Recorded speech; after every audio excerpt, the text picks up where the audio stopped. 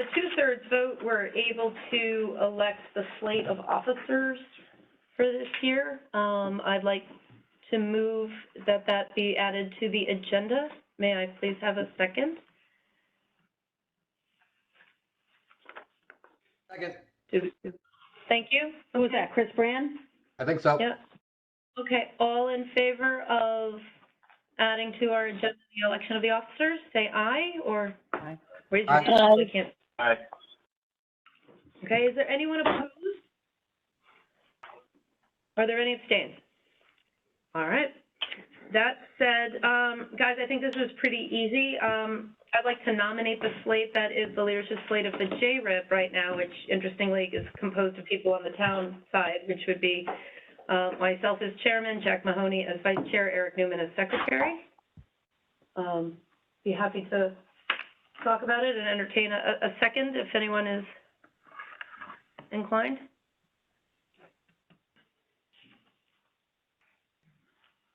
Oh, second. Thank you, Chris. Sorry, I apologize. Thank you, Chris. I thought you was Okay. discussing. I apologize. That's all right. Is there any discussion?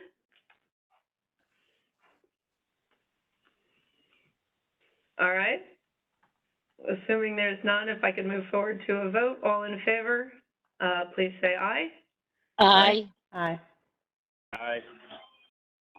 Is there any opposed? Any abstain? Okay, motion passes unanimously. Second order of item, thank you, is the clerical support going forward. Speak to that, Kathleen.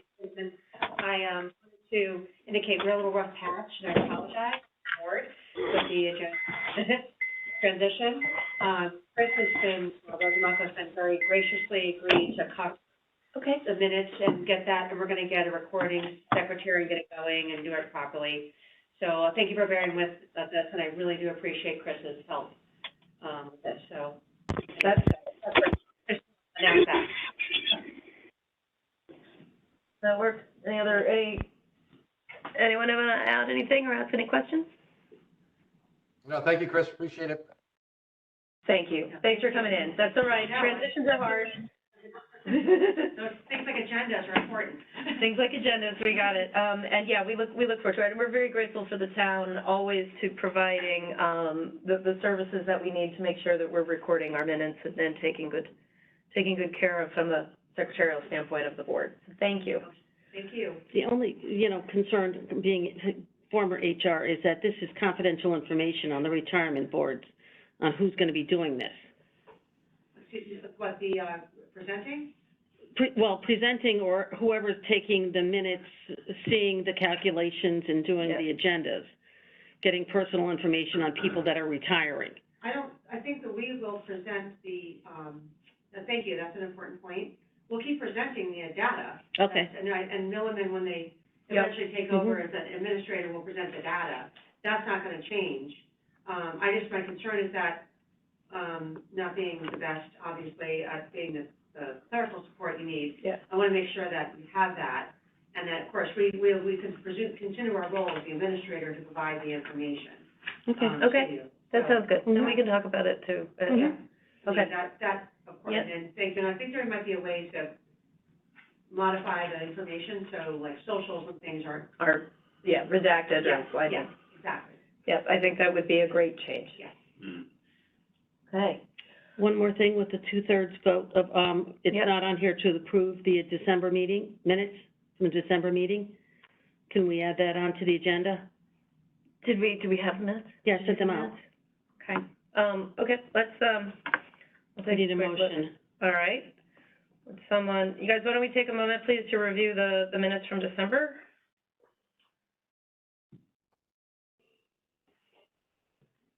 And when someone is ready, could please make a motion. I propose we approve the minutes from the December 2023 town employee retirement meeting. Okay. We have a second, please? I'll second. Second, okay. All in favor, please say aye. Aye. Aye. Any opposed? Any abstains? All right, thank you, guys. That motion carries unanimously. With that, I'd like to make a motion to adjourn the employees' meeting. And we will turn it over to police and fire. Do you guys need us to leave the room? Second? Yep. Well, I guess, You need to still leave the room on this one. Okay, guys, Chris Fran, you need to, go off. Mr. Baldwin, you need to go off for a minute. Stu Valley, you No, need to go no, off for a minute. Jim Baldwin needs to stay on. Jim Baldwin. And can whoever has got something going on in the background mute their phone? Sorry, Jim, stay on. So we have Brenda, Jared, Eric Caliper, Walter Burke, Tom Collmore, and Jim Brown. Yes. Brenda, with 2/3 of the board here, can you make a motion that we elect officers tonight, please? Yeah, I got to call the meeting to order first. Okay, I'm sorry, go ahead. Okay, so I'm going to call the meeting to order, and then I am going to take up the first item, election of officers. Do I have a nomination for chair? Well, that's you. Yep. I know. That has to be. I can't All right, nominate Jared. myself, Chris. Jared made a motion to, Tom Collmore seconded. Okay, is there any other nominations? Hearing none, all in favor? Aye. Okay. Yay, me. Okay. Can I get a nomination for vice chair of the commission? Somebody? No nomination? wanna try it, Tom? I think, you're being pointed to. Am I? Yeah. If I'll someone nominate makes a Eric, motion, I'll do it. Eric Caliper. I'll second. Okay, are there any other nominations? Hearing none. All in favor of Eric Caliper for vice chair? Aye. Thank you very much, Tom, appreciate it. Thank you, Eric. Is there any nominations? Well, do we have to have official secretary or do we have recording secretary on this? Not really sure. Official secretary. Okay. Can I get a nomination for secretary?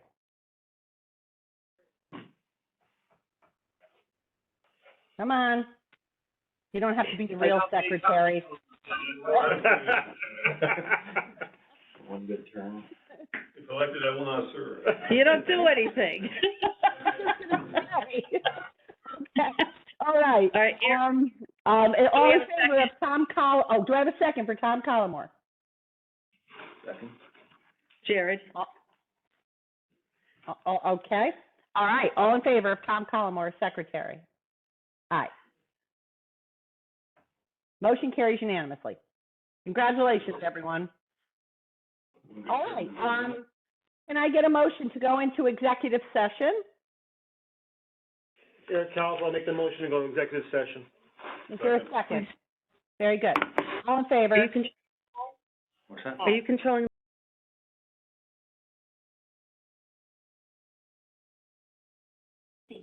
Followed by pound. Can hear you. Can you hear me, guys? Disability. Is there a second? I'll second. I'll second. Is there any discussion on this item? Seeing none. All in favor? Aye. Motion carries unanimously. Thank you very much. Our third item is clerical support. Obviously, we discussed the. Regular session. Thank you. May I have a second, please? Jared did. Okay, all in favor? Aye. Aye. Okay, we're back into session. I just want to note for the record, there were no votes taken in executive session. I would like to make a motion to approve the disability retirement for firefighter Michael, well, help me out, Eric. Voices, disability, retirement. Sorry, Boyces. Can I get a motion to approve? Disability, retirement. Is there a second? I'll second. Second. Is there any discussion on this item? Discussion on this item?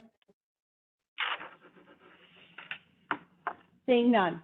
All in favor? Motion carries unanimously. Thank you. I'd like to have a motion to approve the disability retirement for firefighter Robert Petrie. I'll make a motion. Disability retirement. Is there a second? I'll second. Second. Is there any discussion on this item? Seeing none. All in favor? Aye. Motion carries unanimously. Thank you very much. Our third item is clerical support. Obviously, we discussed the, Yeah, the approval of December 2022 minutes of the agenda, please. I'll second. all in favor? Aye. Aye. All right, the item's now on the agenda. Is there any discussion of the police and fire retirement board? Brenda, can Brenda, we can add we add on there to approve the minutes from the December meeting? Oh, I don't have that on my agenda. It's not on the agenda, but we have 2/3 of the board, so we can add it on. Oh, okay. Can I get a motion to approve the December minutes, to add the December minute item to the agenda? Make a motion, we add the approval of December 2022 minutes of the agenda, please. I'll second. All in favor? Aye. Aye. All right, the item's now on the agenda. Is there any discussion on the December minutes? Can I get a motion to approve the minutes? Eric Calvo. I have to sign off now? Jared, I'll second. Thank you. All in favor? Aye. All right, thank you very much. Motion to adjourn. Eric Calvo. I'll second. All in favor? Aye. Motion carries unanimously. Thank you very much. And I apologize, I have to sign off now, but I hope you don't have as many technical difficulties as we just had. Take care, everyone. Have a good night. Never happened before. If I turn the show, that does the whole thing. Sometimes it helps when someone on the line. On the line. Yeah, that's what I. See if you can get it down. Right. No. See? See? Oh, it's there.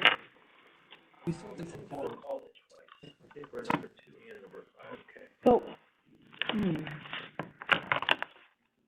Use for some reason is unit 5. But we can't use it. Oh, no. All right. We've done that before, Eric. Can you use down on the right, the microphone down the right-hand corner with that?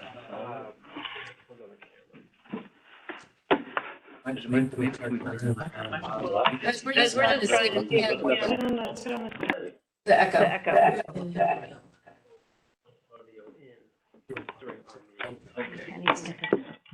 Freaking move.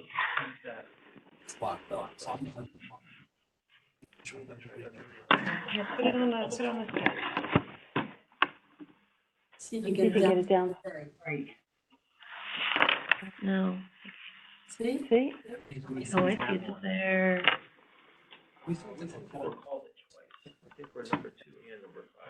Cool.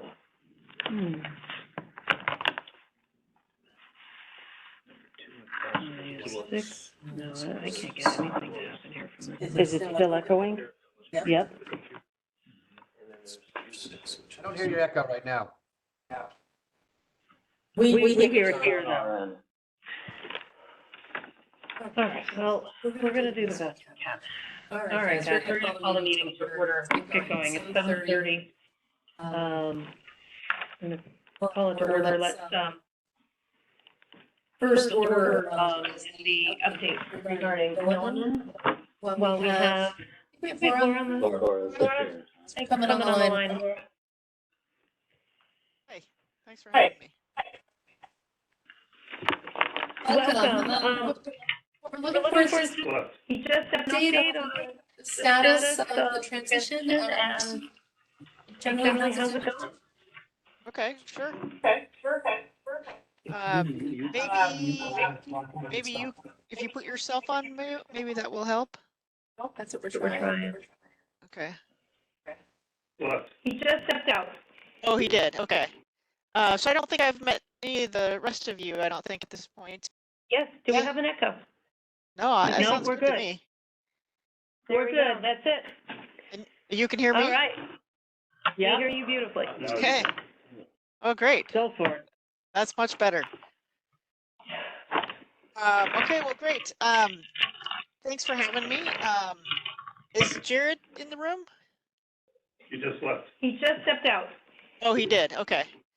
So I don't think I've met any of the rest of you, I don't think at this point, but it's good to meet you, even if just virtually. But I'm happy to have an opportunity to talk to you about the pension administration project that we're working on. Just a little bit of background about myself. I've been with Milliman for almost 28 years, and I've been in pension administration almost the whole time, really. I've been involved with different aspects of pension administration, from data review, calculations, quadro adjudication, data reconciliation, implementation, everything that has to do with that. As you know, Milliman has provided actuarial services to the town since 2021, so just a couple of years. But also starting in 21, the town started talking to Milliman about helping out with the administration of the pension plans. We started discussions between us and the town to convert the pension plan from in-house administration to Milliman.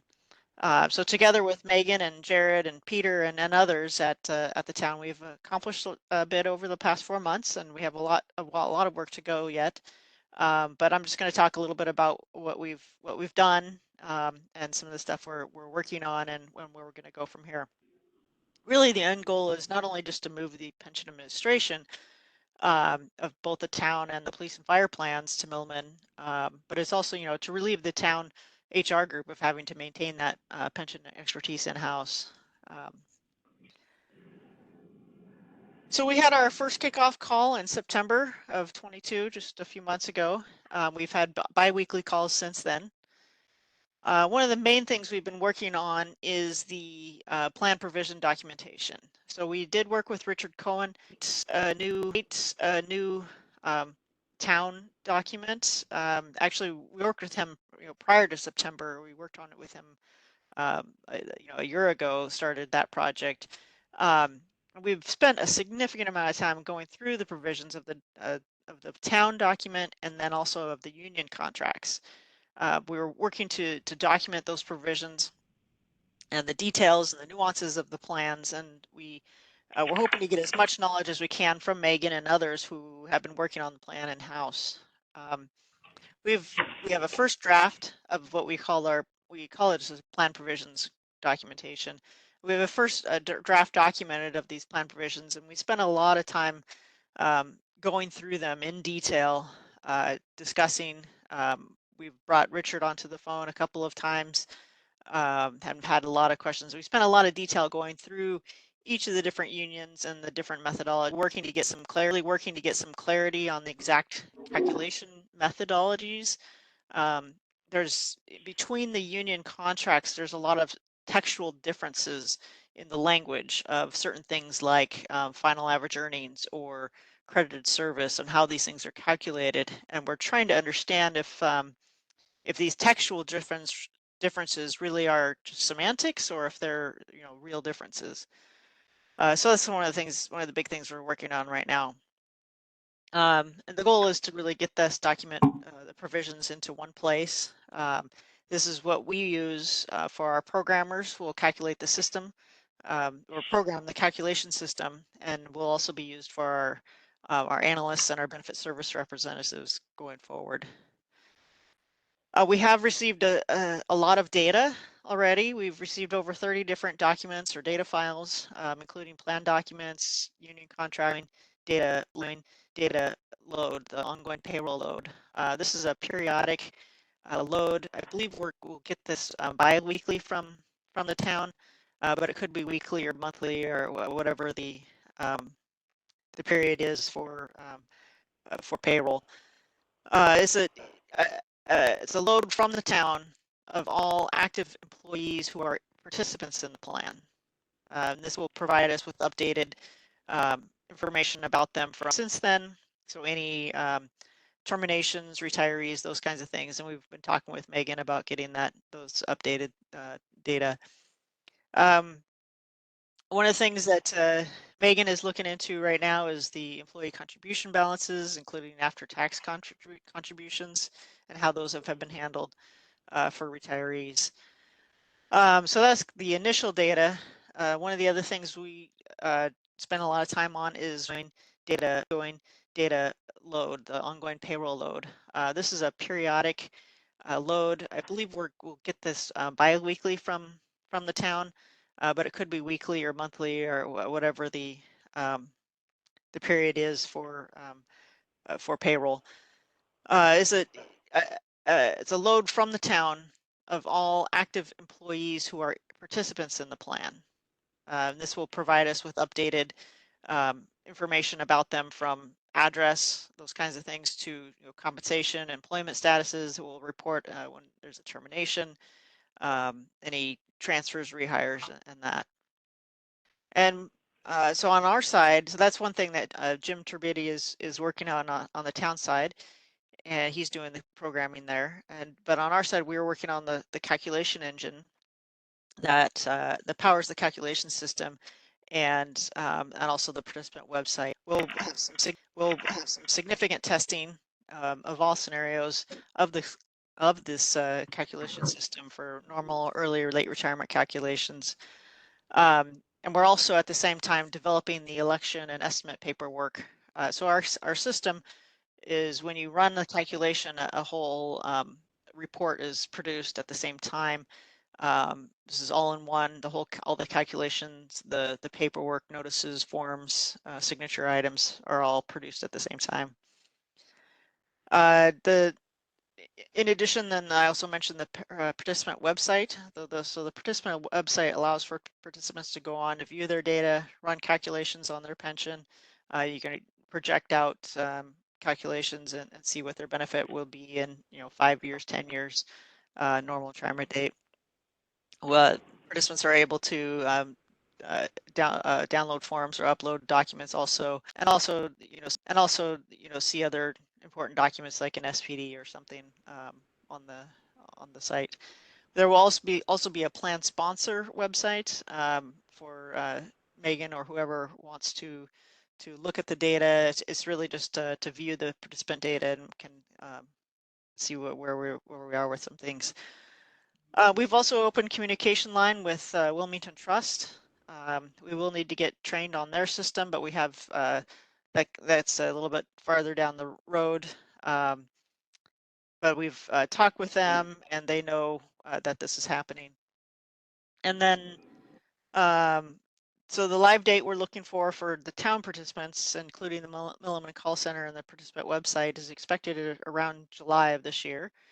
We'll be providing proactive administration, reaching out to participants as they're approaching normal retirement age, sending termination calculations, example on how to solve. I mean, what's the process you have in place to do that? Is it you pick up the phone and you call Jared? Is there an internal review that happens first? Can you walk us through the process? So what we're doing with that issue is I was going to go through, actually Richard just sent us a new updated draft document, and so I need to spend some time going through the updated draft and looking at we're getting really into the heart of things right now, and we're doing a ton of work right now with the calculation system and documenting of the provisions and getting those things straightened out. So I've really appreciated working with Jared and Megan and Peter. Have been very responsive and really helpful during our process, and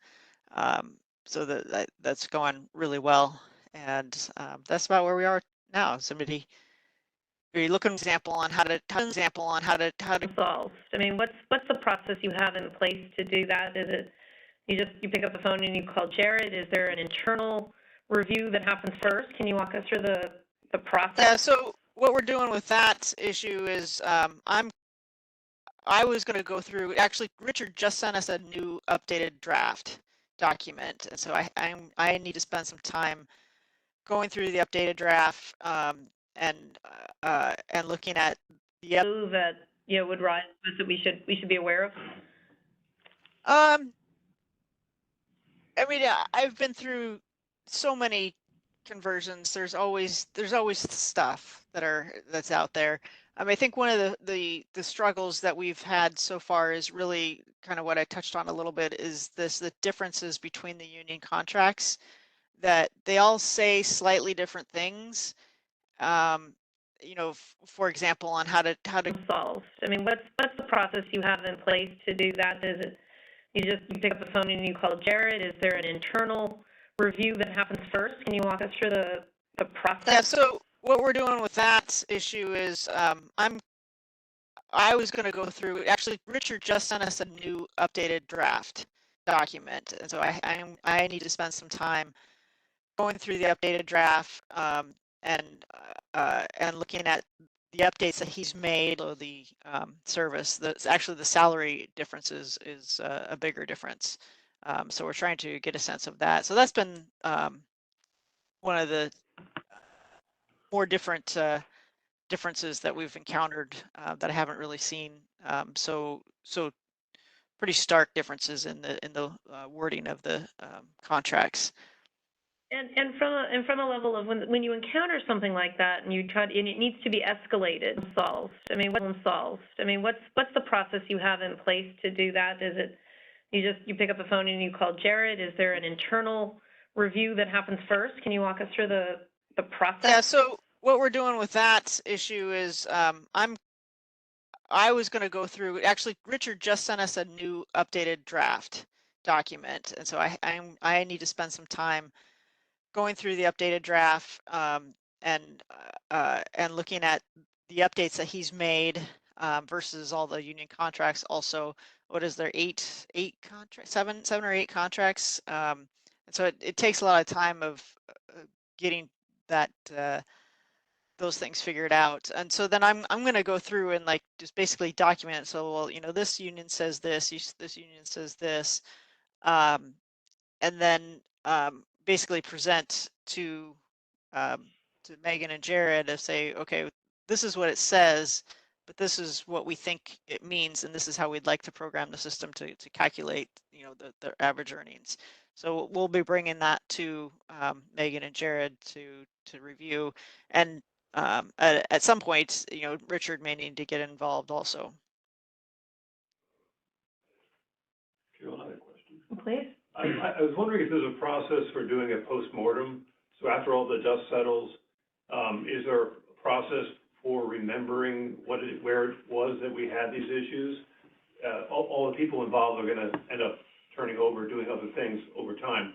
And so the next time there's a union contract negotiation, the two items you mentioned sound to me Possible, then we'll get it. extremely clear cut. Oh, years of service, average salary. How complicated could that be? I'm gathering it's complicated. So the question is there a way to make sure that the observations you're making are documented somewhere, so the next time the books are reopened? Possible, then we'll get it to marry the language that's in the plan. If it's something that, there's been past practice. That's really more for, I mean, I'm not even sure who's writing these union contracts. Is that Richard Cohen that's working with the unions to write those, or, who's writing those contracts? If we determine, ideally, we'll say, well, we're going to determine that it's all semantics. They all actually mean the same thing. And so, even though this one says Possible, then we'll get it. Final base pay, and this one says highest base pay or highest last, or those kinds of things, that it really means the same thing. And ideally that language should get cleaned up in the documents and actually set out what we would like it to say, or at least be consistent between the unions. But as far as, who's writing those documents and who's going to write them in the future, I'm not as clear on how that would go. Possible, then we'll get it. Yeah, we'll definitely keep track of these things where there's not clarity in the language. And so when the contracts come up for renewal, assuming that they're all that we can get them to, we kind of have to look at each contract individually and make sure it lines up with the language that's going to be in the plan. And if that's possible, then we'll get it to marry the language that's in the plan. If it's something that, there's been past practice of doing it a different way, then we'll have to work with the unions and figure out whether it's acceptable to go back to what the language is that we put into the plan, or if we do something different. Ultimately, what happens with these is that they, the pension plan Yes. is out generically what the definitions are, but ultimately it comes down to each of the collective bargaining agreements. So that, that's what's going to rule at the end of the day. And July, if I can ask, so July is the target date to go Yes. live? Yes, that's the target date. All right, everyone, current plan participants, all past, everybody. We get Yes. all bargaining units? All town plan participants, yes. That's exciting. All Yeah. right. Wow. Great. Does anyone else have any questions? I mean, I particularly want to ask any of our reps from any of the, any of our unions. Chris or Susan, Eric? Walter, is good? I'm good. Cheers. We'll have questions Okay. as it gets closer, if not after. Okay. Yeah, and Yeah. I think when you see Right. when you actually see the document, I think that's when the questions will probably surface, Okay. which should be soon. Laura, you might have the opportunity to be invited back to our July 26th meeting. You might want to pencil that into your calendar, to your social calendar. Okay. Give us a sense of how it went. Christopher has a question? Yeah, no, it's more for Jared and those guys. Will we get a preview, or will we be able to see this before it kind of goes live and get to kind of kick the tires on it before everyone? Yes. Okay. Yep. Yep. You will, and all the union representation will see it for the appropriate unions for the town first, because that's the plan that will be ready first. Yep. All right. Well, you guys, thank you. Laura, really appreciate your being available. So apologies for the late start, but I'm really thrilled to hear about the progress. And I know I speak for everyone here on the JRIB that we are delighted that you are making the headway you're making, and we look forward to the rollout. Great, thanks. It was nice to meet you Thank guys and having me, and I'll look forward to talking with you again in 6 months. All right. Thanks Thank a lot. you. Nice to see you. Bye-bye. Yeah. Bye-bye. All right. Look forward to the minutes. Guys, item number 2 is the December 7th minutes. There's some typos in the minutes. Do you want us to point out all of the I already typos? did. Okay. It's on the first page, right? Yep. The spell check did it to me. Mahoney, Upchuck, Collier, Trebecula, and Kalahari. Well. Spell check, I didn't catch it. Wait, you mean all the names? Yeah. Yeah. These are all anything more than this? Was that Kalahari? Kalahari, no, it's Calipar. What did I end up being? That's a rough one. Trabukula. Trabukula. Brenda Kupchak was Upchuck. Halloween. Trabukula. Well, Brenda Kupchak was Upchuck. Oh, that's cool. Happy New Year to all of you. And then, but not the worst year. It's the worst year since 2008. So didn't feel good regardless. Just to give some context on the equity markets, though, we have recency bias. We forget about how strong the markets were prior to 2022. So, just to give some of those numbers, I thought it was interesting. In 2019, the S&P was up 28%. In 2020, we're up 16%. 2021. Thank you, Mrs. Trabukula. Trabukula. That's a good one. All right, guys, thank you. So the election of the town employees and fire and police, should have been on the respective, boards. Hopefully you guys did that. We did. So it takes that off there. We're all set there. Okay. Brian, welcome. Wow, our quarterly report. Yes. Good evening, everyone. And even though it's late in January, still Happy New Year to all of you. But not the worst year. It's the worst year since 2008. So didn't feel good regardless. Just to give some context on the equity markets, though, we have recency bias. We forget about how strong the markets were prior to 2022. So just to give some of those numbers, I thought it was interesting. In 2019, the S&P was up 28%. In 2020, we're up 16%. 2021 was up 27%. So that, again, slow me down if need be. So I'll review the markets as I always do, and that usually ties in directly to the plan performance because 4 of the funds that we have are index funds, and they follow the data. Well, what I'm going to start with on page 4, and then I'll update us on our forecast for the expected rate of returns. I thought maybe Milliman was here to more talk about some of the discount rate, but maybe that's a future meeting. And then, but not the worst year. It's the worst year since 2008.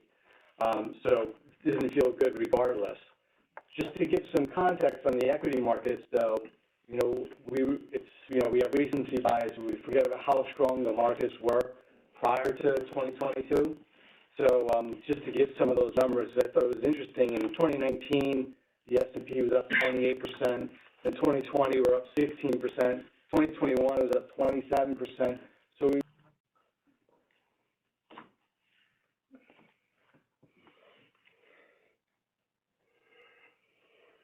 You want to go? Yeah. Okay. Yeah, just get going.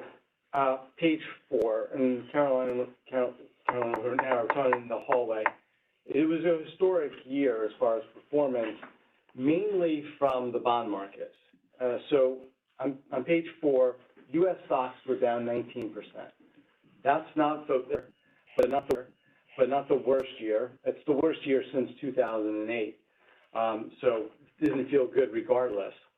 Just to give some context on the equity markets, though, we have recency bias. We forget about how strong the markets were prior to 2022. So just to give some of those numbers, I thought it was interesting. In 2019, the S&P was up 28%. In 2020, we're up 16%. 2021 was up 27%.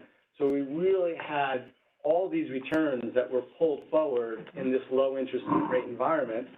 And that all changed last year because of inflation and because of all the rate hikes that we saw come through. So where it was really historic was the fixed income markets. That's in the middle of the page. So U.S. bonds, just a broad bond market, U.S. aggregate index, was down 13%. And that's really the worst return on record for the broad fixed income markets. So we don't typically see that type of correlation. Usually bonds are your ballast, but because of what was happening with inflation and interest rates, they were down so much. Not that we have we do have a 60-40 portfolio, but on the right-hand side of this page, it's a generic, no alternatives in there. So a balanced portfolio was down 16%. So there weren't many places to hide when you have both equities and fixed income down. On page 5, at a high level, it didn't matter if you were large cap, mid cap, small cap, but what happened was the reversal from all the years where the growth stocks, the tech stocks, the Amazons, the Facebooks, the Teslas were doing so well, it reversed last year because of that higher interest rate environment. And you'll see that in the middle of the page, And then in page there to have 2 years, and the consensus is that the Fed would likely keep those rates high at that level throughout the year. Whereas a lot of them, the market is anticipating cuts at some point during the year. Now we can come off that if recession is may be worse than expected, but that's where we probably differ from the market of keeping it high for two reasons. One is inflation is not going to, is happening certainly with Russia and Ukraine, is still ongoing. So energy was up over 62%, and that's typically in the value bucket. And then you see those other sectors, consumer services, consumer discretionary, IT, those are at the far right. So again, these cycles, these trends can reverse so quickly, and timing is so tough, and that's why we always believe in the principle of staying diversified and not trying to time the market. And then on page there to have 2 years, and the consensus is that the Fed would likely keep those rates high at that level throughout the year. Whereas a lot of the market is anticipating cuts at some point during the year. Yeah. Now we can come off that if recession is maybe worse than expected, but that's where we probably differ from the market of keeping it high for two reasons. One is inflation is not going to, in our estimate, going to define benefit plans, hold long-term treasuries or government bonds to hedge their liabilities. And then page 8 was, I wanted to put something out there just to show how historic, that fixed income market was. The dotted lines is kind of one standard deviation from your average. Last year for the fixed income market, 3 standard deviation event. But not only was it the magnitude, but you'll also see it's very rare to have 2 years in a row where fixed income is down. That hasn't happened since the 1950s, where your bonds are down 2 years in a row. So I guess you could say historic from both of those elements. So just wanted to put that in for context. Are you going to be able to talk about kind of Vanguard's expectations for rates? Okay. Yes, for rates. And for yields? I could rates and yields? Jump. Yeah, I don't mind jumping there, quickly as far as our expectations, here in 2023 for rates. Look at the yield curve. Yeah, yield curve, on page 9, still very inverted, shorter term rates higher than longer term.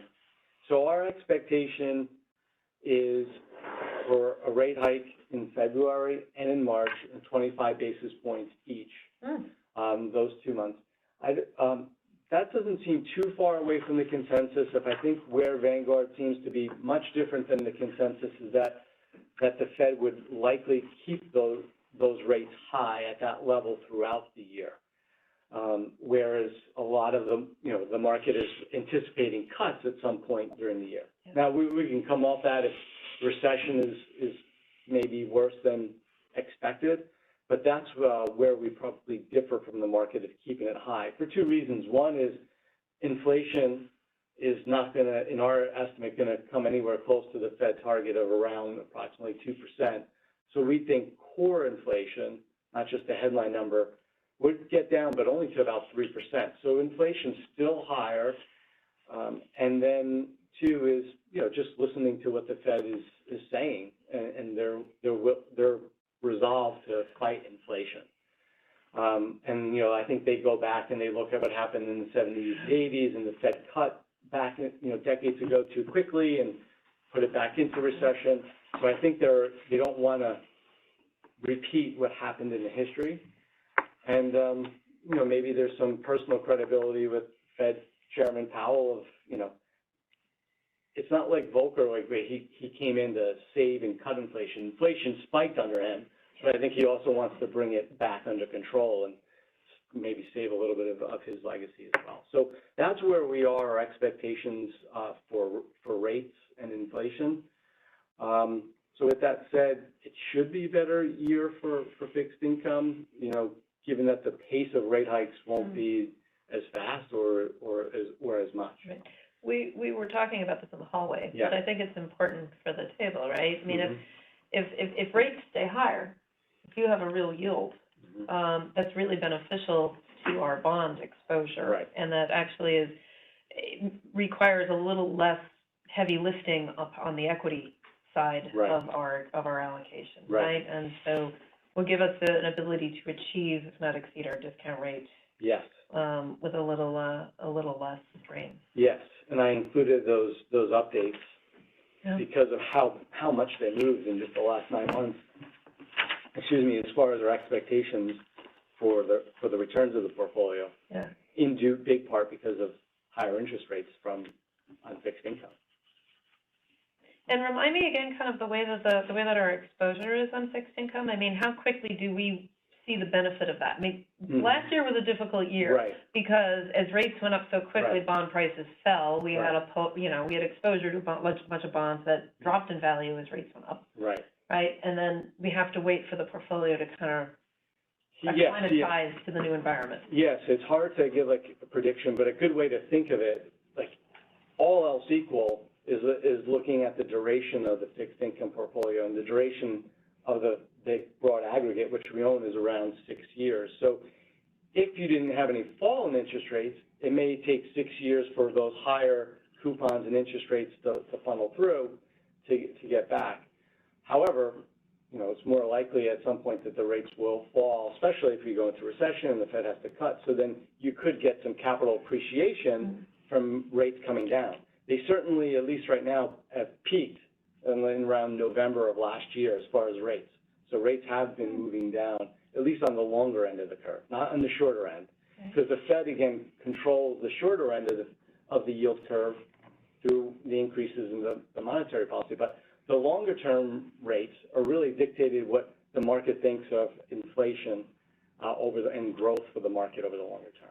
So if I follow that train of thought, if the Fed were to only change rates next year around by 25 basis points each, not 50, right, that should put a bid under bond prices, right, which would be beneficial to our portfolio. And it could, because just as the slide shows on 9, it's never a parallel shift in the yield curve. So the yield curve is moved higher on the shorter end because of what the Fed has done. It's moved higher, so the red line is where we were a year ago. So it's moved higher on the long end too, but just not by the same degree. So what an inverted yield curve is saying to you is like, okay, the longer rates are still somewhat grounded. At some point, the Fed will have to cut on the shorter end. It's just the timing of getting that right. Who knows? Okay. But no question that the portfolio would benefit from, and all investors, from higher interest rates on your fixed income portfolio. So that brings us to page 10, and this is reviewing the performance. It has both the calendar year, and because it's the 1 year, and the fiscal year to date. So on the 1 year, just in light of what I reviewed from a calendar year perspective, the pension plan was down 13.04%, slightly better than the composite benchmark of 13.91. That was mainly due because of the private equity and the private real estate from a relative perspective and from an absolute perspective, holding those asset classes helped. And I'll come to that in just a moment. I'm going to fast forward. I'm going to tell you what the OPEB performance was, just for it's in the deck. But on a 1 year basis, the OPEB was down 13.41, slightly more, slightly higher risk profile with the OPEB plan. So that was also above relative to composite. Good news, maybe, the fiscal year to date, it's eked positive now. So the last 6 months up 0.03. It's good to be there, and above the composite benchmark. With regards to the allocations, where we are. One question. Yes. Could you do the OPEB fiscal year to date? Oh, yeah. It's on page 15, but fiscal year to date for the OPEB is 1.79. Positive. Thank you. Versus. We have that all together. 2.1, yeah. Thank you. I want to just keep talking about what's happening in the markets. So page 10 in the bottom hand is where we are, the policy target, the current asset allocation versus the policy targets.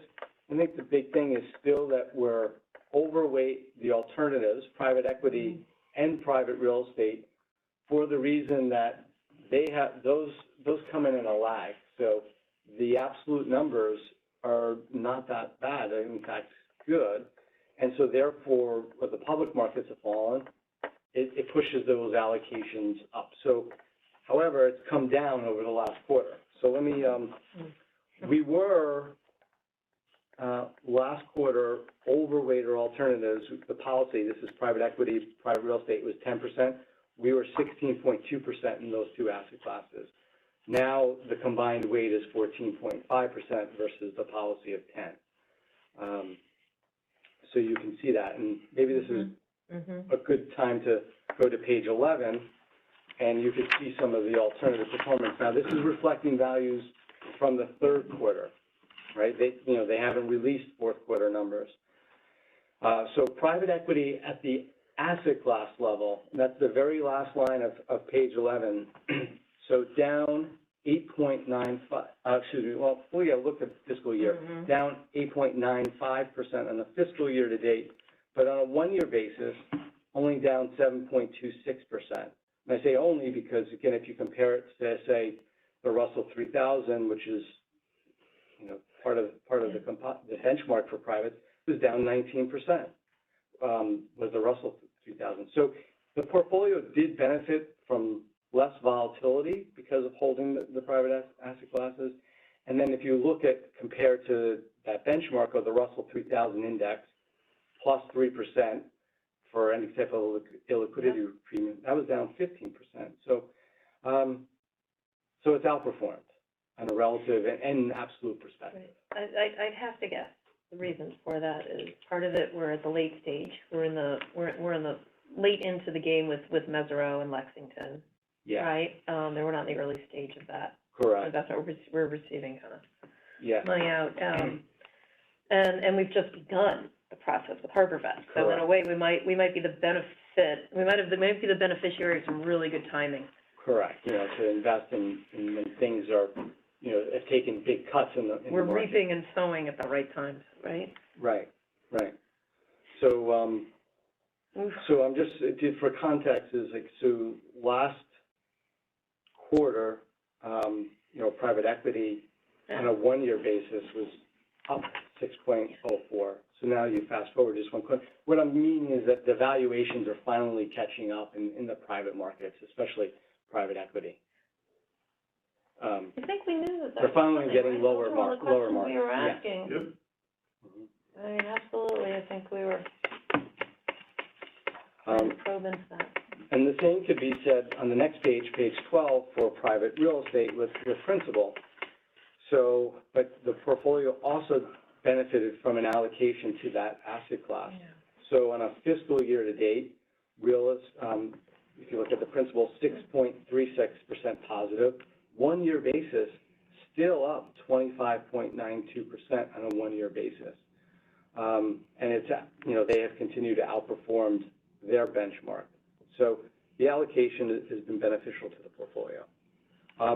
But also just for context, those marks have been coming down. So the first quarter of last year, the one quarter return was 7%, then it was only up 4% in the second quarter, only up 1% in the third quarter. And I did get a flash update from them this week. It's not official, but the fourth quarter, private real estate down 4.6%. Down 6.6%. And 6.6. So it's finally a negative number. Now, I've shared in the past that the principal, and this is extended to other real estate firms, like they're not providing redemptions to investors because they just can't transact in the market right now. So there's more and more private real estate firms that are put up that redemption queue. So to give you a sense, so they still have 190 principal. This is 191 million that clients want to redeem from the portfolio, but they haven't opened it up. However, on the positive side, they still have they have an inbound queue of 517 million that the investors want to put into the market. So Why can't they just net them off against each other? I'll make plenty of interest. I don't know if you could self-deal to yourself. I mean, I don't have the answer, but I mean, I guess the investor wants to put money into the whole portfolio, not just give money, let's say, you just really have liquidity left. I don't know if they'd want to use someone else's money just for liquidity. I don't So know. there's $500 million that's looking to get in, $500 million looking to get in, and only $200 million trying to get out. 200 million trying to get out. So you have But in a- order to get out, you really need to sell the properties. Maybe they want to sell the property. Maybe they Yeah, usually that's how you meet redemptions is through, sales of your existing properties. But, yeah, does make sense. If you just, but if it were mutual fund, I mean, you would just have AV executions and people would. Correct, you could transact on a daily basis, yeah. But I understand, yeah, good question. Let's see, so, yeah, I just wanted to update on private equity, private real estate, those are the two big ones. And then page 15, which we're kind of covered, that's the OPEB performance. And we don't have any private equity in this portfolio. We're just starting to build that through the HarborVest allocation, but you can see it's only 0.3%. What did, anything else I should cover that I missed or I went too fast on as far as performance of the markets or the plans? Some, not directly related, but Milliman puts out good pieces. I saw just today, Milliman tracks the funded status of the top 100 public plans. And so no surprise, as of December, their forecast is that on average, the top 100 public plans, the funded status has fallen to 72.8%, just kind of a basis. I don't know if the valuation reports will come out for Fairfield, kind of where we are. I know we'll be higher, but just to help with context. Sorry? Did the funded status come out in do we have the annual numbers yet? Not yet. No. I mean, we were 72-ish, and then we took it to like 98%-ish, and now we're going to give back Get back to all that. a healthy-ish Right. on those numbers. Right. So, Right. But I saw that figure, and, certainly with the top 100 public plans, the biggest public plans, they're going to be really heavy in alternatives as well. Those, think of the big state plans. I'll talk about it when I do my report, but we were delayed and had to get an extension for our annual audit. So when I give my report, I'll talk about okay. that. And then on page 20, so this is relates to, Alan was talking about okay, well now equity markets have reset, doesn't mean they're cheap, and I can show you some slides on that. Fixed income, we got higher interest rates. So now, looking at the current asset allocation policy, and there are capital market assumptions for those asset classes. So I'm on page 20. So you see the current allocation, that's just a target allocation. Those are our capital market expectations for those asset classes on the right-hand side. So on a 30-year outlook, which Milliman uses, the median expected return, the midpoint, is 7.4%. So that's higher than 6.9% discount rate. And from December of 2021, our forecast was at 6.14. So let's call it 130 basis points of increase into our expected return for the portfolio on a 30-year basis. On the next page is the OPEB, and that's 7.82%. All right, so if the median return on that in the middle of the page, portfolio analytics, is 7.4%, that would suggest that essentially what that is saying is that over the 30-year horizon, right, which is what we do kind of the discount rate off of, with our current allocation as is, using your distribution, your annualized return assumption. And the correlation assumptions. We can anticipate at the median the portfolio will return 7.4%. Correct. And the discount rate is 6.9%, right? So we could theoretically raise the discount rate. You could theoretically. To meet the median number. No, I'm not suggesting that, but the math would suggest if we're going to target the median of the threshold, and obviously we have to get farther in the year, we need Milliman's numbers too. Right. But that's and it could also say that it just has a better likelihood of about earning, which means less contributions from the town. Right. Yep. Power of rates. The only flip side would be, we have to take into wage increases, Oh. which goes into the expense side of the house. Which is why you need the Milliman numbers, Right. Yeah. which is, you can't just do it off of the expected Right. return. COLA, and the COLAs are gonna Right. be a little higher. Right, so- they'll have to put in an actual, a good sense of the revised cost assumptions. But this is on the back of a really awful year. Right. Right, This is a little ray of sunshine, right? right. Okay. Maybe I'll end just on a few slides in towards the back, just to give you a sense in relation to what we're talking about, rates and inflation. So page 33, I don't think we're different here than the other Wall Street, but, you know, base case for us is recession in the United States, sometimes in some point in the middle of the year.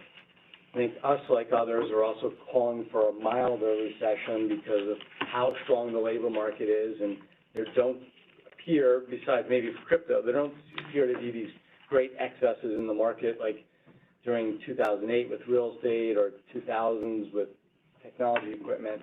But, you know, that's just a forecast. Who really knows? I included page 34. It's a busy line. It shows the shaded areas of kind of where the recessions, but it's just to say that markets will tend to recover, you know, before a recession ends. Whenever it ends, you know, who knows when it'll start, how long it'll be, but markets are always forward-looking and tend to recover, before the end of a recession. Page 35 is looking at the expected returns. This is a 10-year number for the four major kind of asset classes: U.S., non-U.S.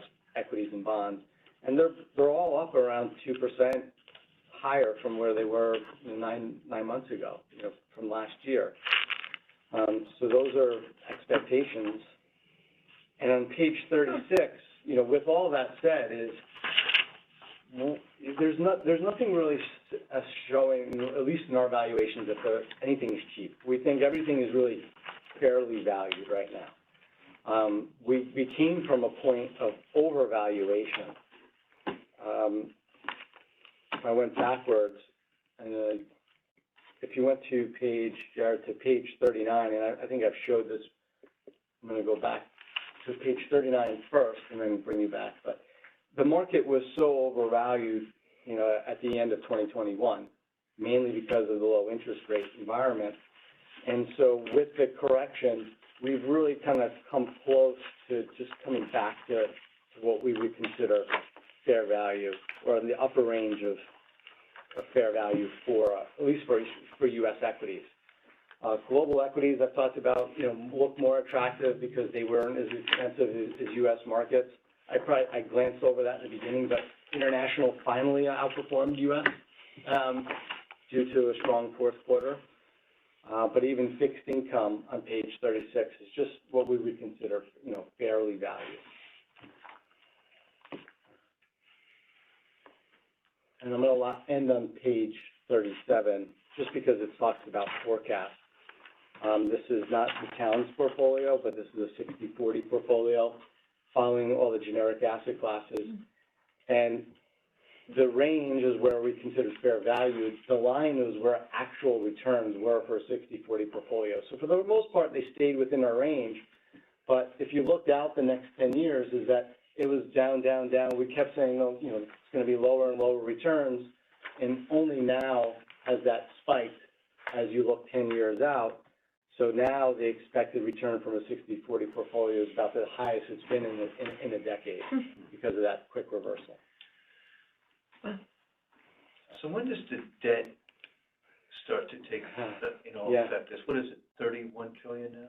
Yeah. And then did they settle on the debt ceiling issue? I don't know. I know they were going back and forth. I know they've settled there. It's always a lot of gamemanship around that, but you really need to prove that that's the thing, we always up it. I don't even know why we have a ceiling, because they up it. Yeah, And because you can't have the U.S. at risk of default. Back about a decade or so, there was that gamemanship as well, and at one point S&P cut the ratings for the U.S. government from AAA to like AA. But just wondering when a house of cards just comes down. Yeah. I mean, what are we gonna be, $100 trillion in debt? Yeah. And we're going into a recession, so people are gonna need more government assistance, and so Right. the debt will go up again, but. Yeah, the only reason I smile is we just put an article out on that this week, and I haven't even had a chance to read it. I've been traveling this week, but, I'll make sure I forward that to the whole committee and see what they said. So our economics team just started writing on that again, we do it every so often. Yeah, right. It's gonna come to the forefront because of what you're saying, and because of the debt ceiling, debate. So I'll mark that as a takeaway.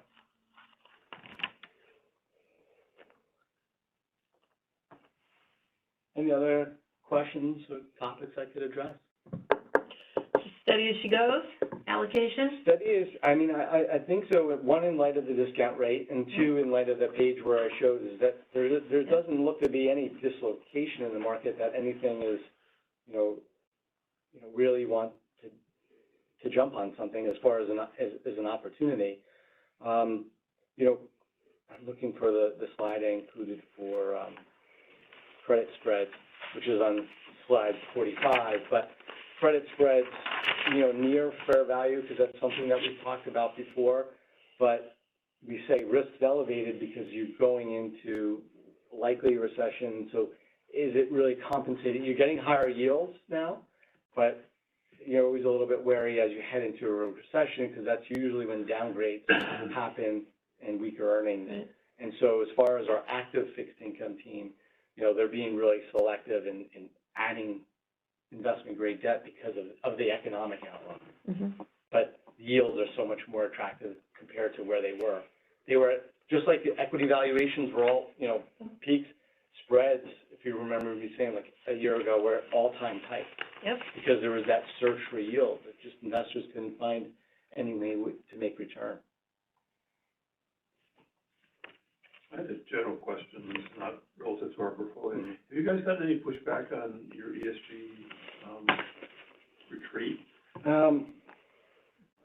I haven't heard personally, yes, some environmental groups, yeah, there's been pushback.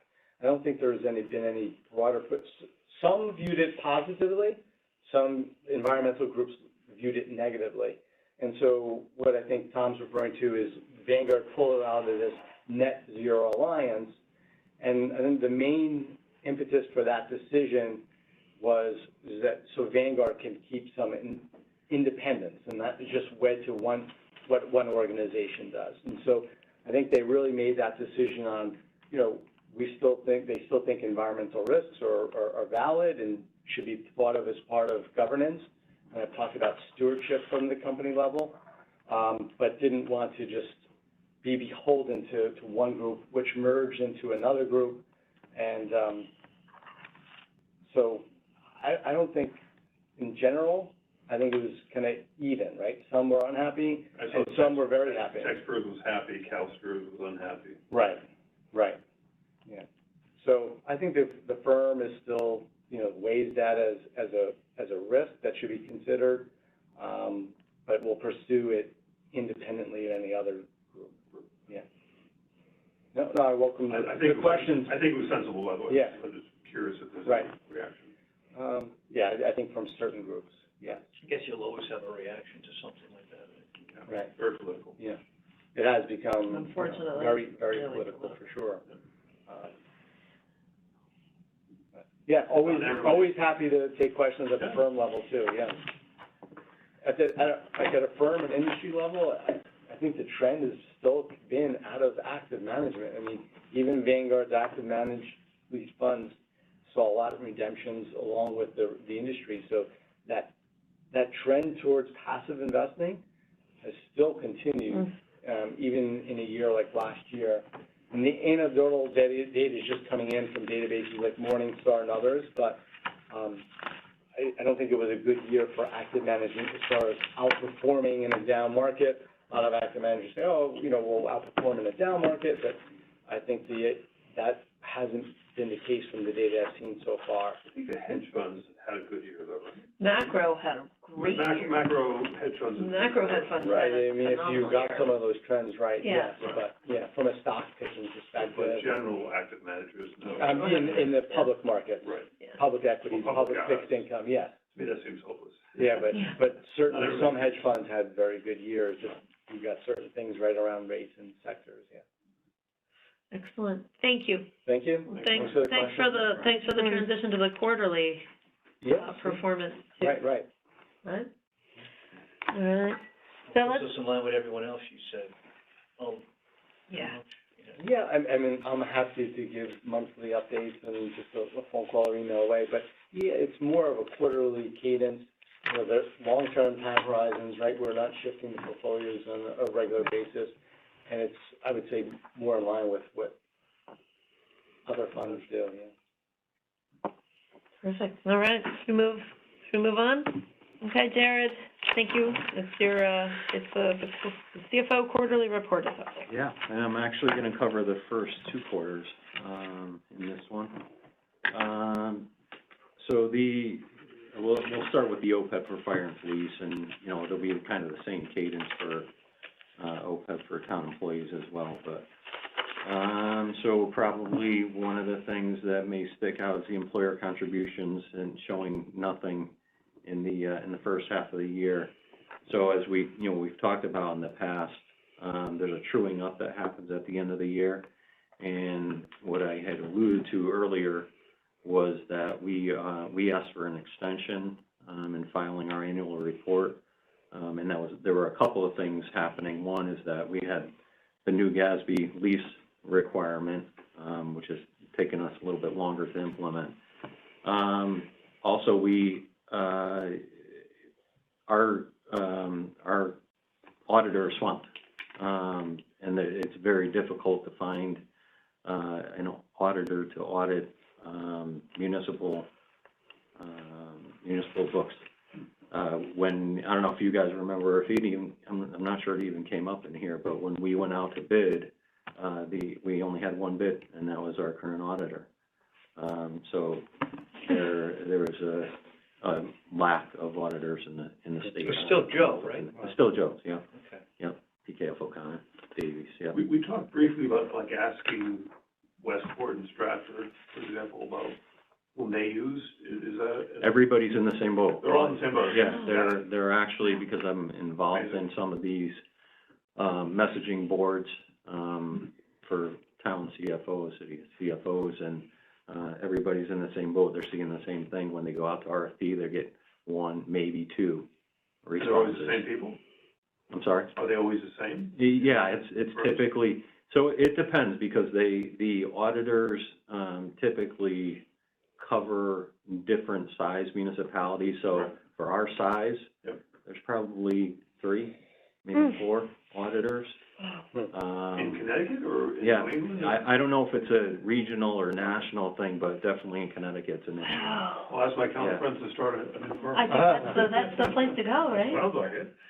So I know he's working nonstop to get Wow. this done. We actually got a draft of it today, and so,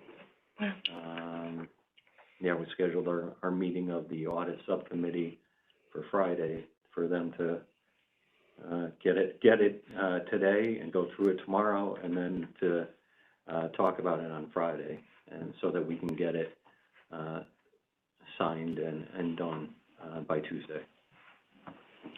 So that's why you don't see an amount there for employer contributions. There will be one in the next quarterly report. Let's see, anything else here on the OPEB side?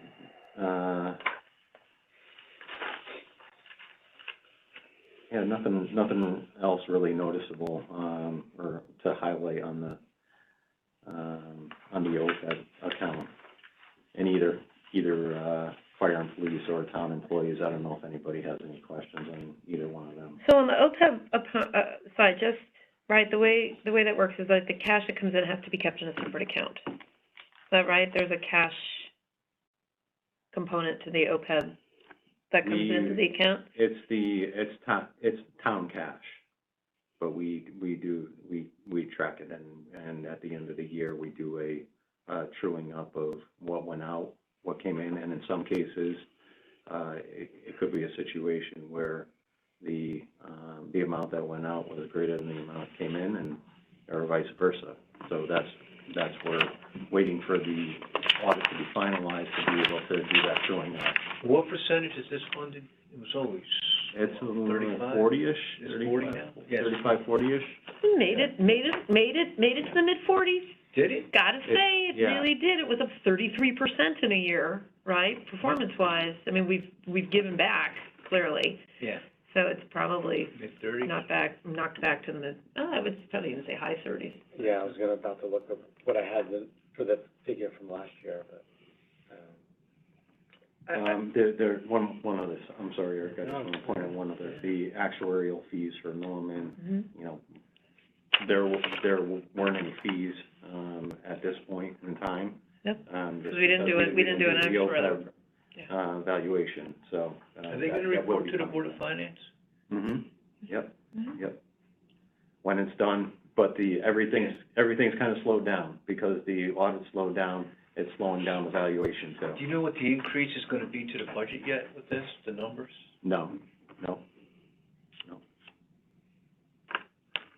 Yeah, that's coming up. Yeah, I mean, fortunately, because of the, even though returns have been low, because of the smoothing out, and Yeah. going to do them in 20% increments a year on an actuarial basis, so it's not going to have the huge impact that you would expect. And we still have the gains from previous years that we're still taking in, so. I don't think, at least on My head hurts remembering those calculations. on the asset. Sometimes there's no increase, but sometimes there's 10%. Yeah, I mean, there's probably, so on the pension, I don't think there's gonna be too much change. OPEB, there could be, because there was, it's been 2 years. You know, we do it on a biennial basis, so, we could see a little bit more of a difference there. I only have one question. So employees make contributions to the OPEB account. Do we have the rest of the guys up? Should we, sorry, Jared, should we? I just don't know, I don't think I can get it. Oh, you wanna see the other people? Yeah. This mouse is not working well, so. I say that, and now it's working all right. There. It's Christopher. So in the OPEB account, in the police fire, we both contribute. And then obviously in the pension fund, both town employees and police and fire contribute. But I don't see any line here for employee contributions. So where would that record go, and where would that cash go? It's being taken out weekly of the employee. Which account is that cash going into? Is that going into the town's general fund? Because it should be going directly into these accounts directly. Yeah, for the employee, yeah. Do they contribute? Police and fire do. Right. And there was, one, I think the nurse did, but then it stopped. Yeah, I'm not sure if employees contribute. Employees don't I contribute. don't believe they do. Right. It's basically fire. public. But I didn't see entries here either for employee contributions for the pension fund either. Yeah, so I'll talk about that. I'm sorry, I thought you were talking about OPEB. I'll talk about that, yeah. Yeah, so I'm kind of like, if they're not in this cash account, then where are they going on the ledger? Because they should be in this cash account. They shouldn't be in the general fund. So you wanna go to pension now? You wanna talk about Yeah. pension? Eric? No, both. Actually, it applies to both. It applies to both the OPEB account for police fire. It applies to the pension fund for police and fire, and it applies to the town account for pension. Right, so, on the pension side of things, so there's a couple of things for the employee contributions, and we've talked about this at past meetings too. We, put those contributions go in usually in January and June, so the contributions obviously end up going in. And if you look at the past report, you see the same pattern, that those contributions are put in twice a year, for the employee contributions. But why wouldn't we record them in these accounts so that there's actively quarterly entries? Like, why would we defer them out to those 6 months? I don't understand that part. That's the pattern that we followed. I can look more into it and see what the history is and what the rationale So is. you but transfer them into this account, right? They go into the account, yeah. But before that, where do they go? They're in town cash.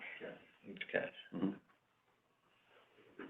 So they really, I mean, they should be, as a journal entry, they should be in these particular quarterly ledgers for these specific accounts. They're cash for these purposes. Yeah, they shouldn't be They should not shouldn't be be. commingled, right? I don't know if that's the right word or not. They have to be separate Correct, if that's the way that they're written to be. correct. That even It's like, though cash is it's like cash. an off-journal entry that's occurring, and then it's in some other account, and then Yeah, it's rolling in on these two yeah, at a time. because it's employee contribution to pension. Right, it has to be kept separate, it has to be tracked separately, I mean, I guess the town could choose. We track it separate. right? I guess the For purposes of this. It's tracked separately. Well, I'm sure, I mean, you can't, I mean, the auditors wouldn't never let you do anything not Right. like that, right? Well, people go to Right. jail for that. Yeah. So, But for at the, least in the private industry. but for the purpose of this report, right, to be able just to kind of, to see that, It should be in there, yeah.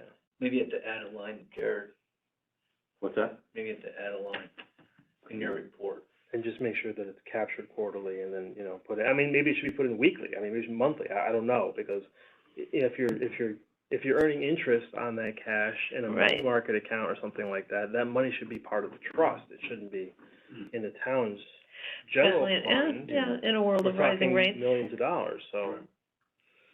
But the money's going in and out, we're paying out benefits, and that's for the OPEB account, that's the truing up that happens at the end of the year, and if. So you have the undesignated fund balance, right? Mm-hmm. Is it in there?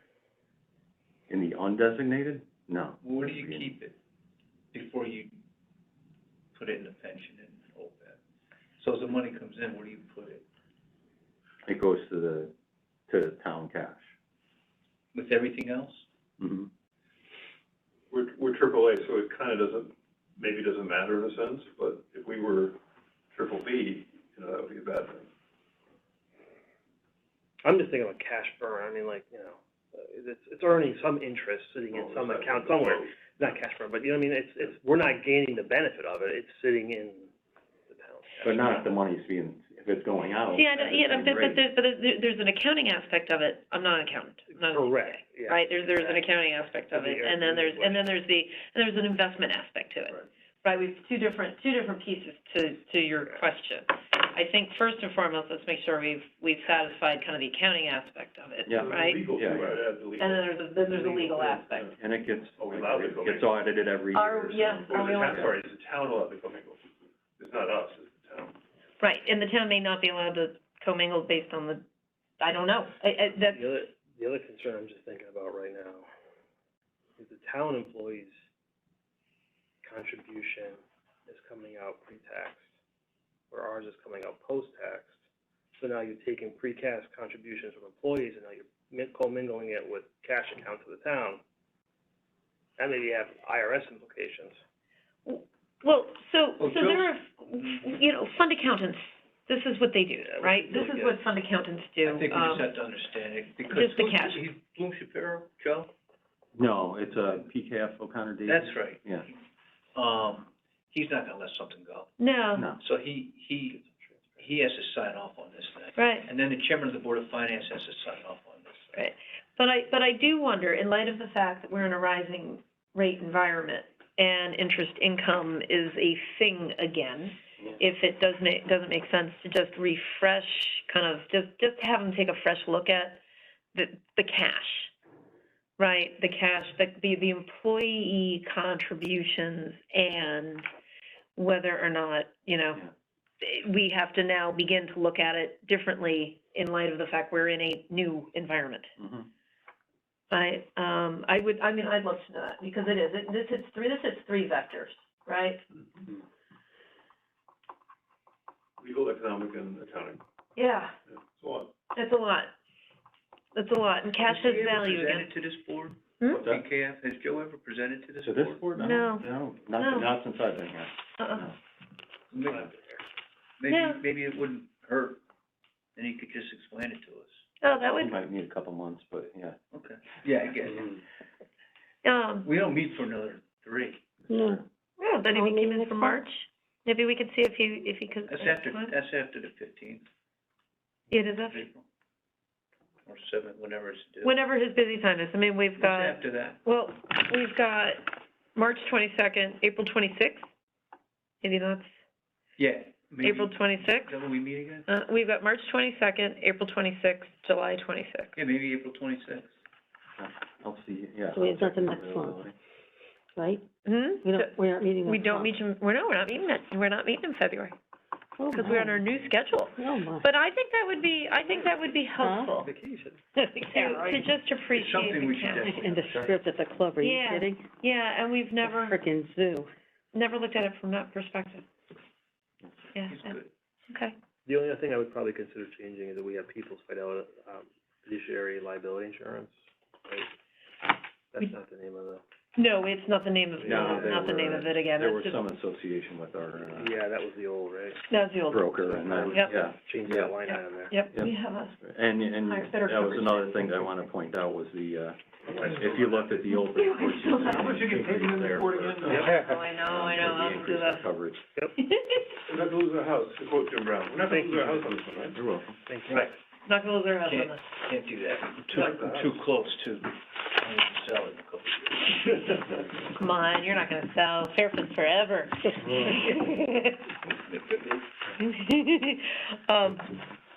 Thank you, Mm-hmm. thank you. And we'll follow up, yep. Okay, guys, any, I just have a quick question, because, if somebody retires and they come back, mhm, the town needs them back, mhm. so they're collecting their pension, how does that work? They can only come back on a part-time basis. Part-time basis, and they can't make anything over And, yeah. $10,000. And can they go over how much? $10,000. Well, I think that's changed, They- but that has changed. Because we had a couple guys But drive a bus or something. they don't go into the pension plan. Right. So you can come back, but you can't make more than $10,000 a year? Well, that's not true. Whatever Whatever the number is? Right. All right. Sounds like more of the hours, though. It depends on the position and it used to be only police and fire could come back, and now they've made a change where everyone can come back on a part-time basis, but they don't go back into the pension plan. Okay. But you can still collect your pension even though you're back? Yes. Yes. Otherwise, nobody would come back, right? Right. Okay. Now, since you opened up the door, I'm just gonna voice my opinion. My only fear about that is that you're using the pension fund to offset your operating costs for your town. And if that becomes a habit, If you're bringing employees back, under that scenario. even part-time employees, you're using the pension, you know what I mean? Yeah. It's something to think about, Yeah. you know what I mean? Because I know that there are places that have department heads have retired and then hired back on a contract. Right. So what you're basically doing is you're increasing their annual pay.